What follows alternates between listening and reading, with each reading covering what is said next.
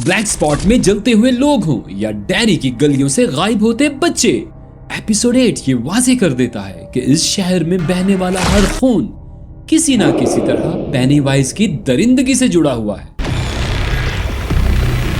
Episode शुरू होती है धुएं के एक बादल से जो जंगल से शहर की तरफ तेजी से बढ़ रहा है।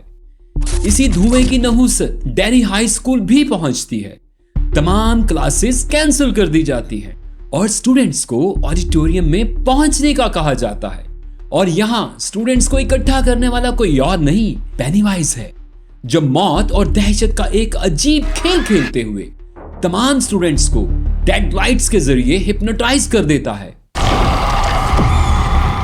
कहानी हाई एनर्जी मोड में दाखिल होती है जब लिली, रॉनी और मार्ज इस मॉन्स्टर पेनीवाइज को ढूंढकर अपने दोस्त विल को बचाने का फैसला करते हैं।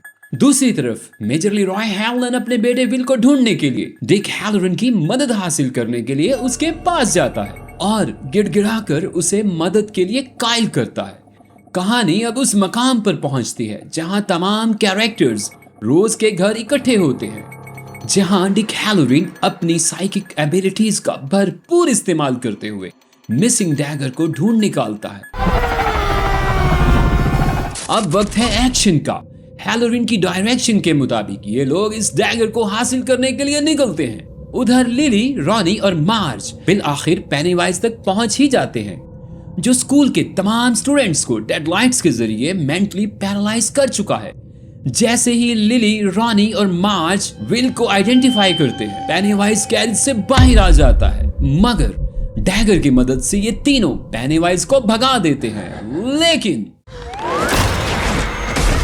मेजर लीरॉय भी विल और इन तमाम बच्चों को ढूंढ लेते हैं और अब उनका असल मकसद डैगर को उसके असल मुकाम तक पहुंचाना होता है। जैसे ही मेजर लीरॉय और डेनियल इस डैगर को लेकर निकलते हैं, जनरल शॉ के लोग उन पर हमला कर देते हैं।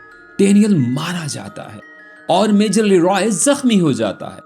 अब लीरॉय अपने बेटे विल को ये डैगर देता है कि वो ये अनफिनिश्ड मिशन कंप्लीट करे और विल अपने दोस्तों रॉनी, लिली और मार्ज के साथ इस डैगर को लाइटिंग ट्री में प्लेस करने के लिए निकलते हैं। यही जनरल शॉ की नजर पेनीवाइज पर पड़ती है और वो उसे करीब से देखना चाहता है। स्लीपी पेनीवाइज जाग जाता है और वो जनरल शॉ को पहचान लेता है।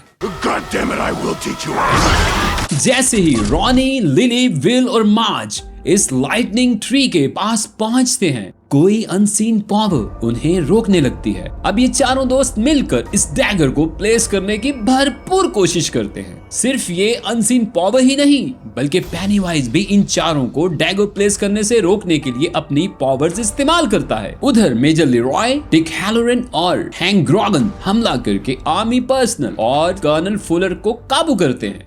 मेजर लीरॉय पेनीवाइज को रोकने की कोशिश करते हुए डेडलाइट्स का शिकार हो जाता है। तभी यहाँ एक मैरिकल होता है। रिच अपने दोस्तों की मदद के लिए पहुंचता है और डैगर को प्लेस करता है।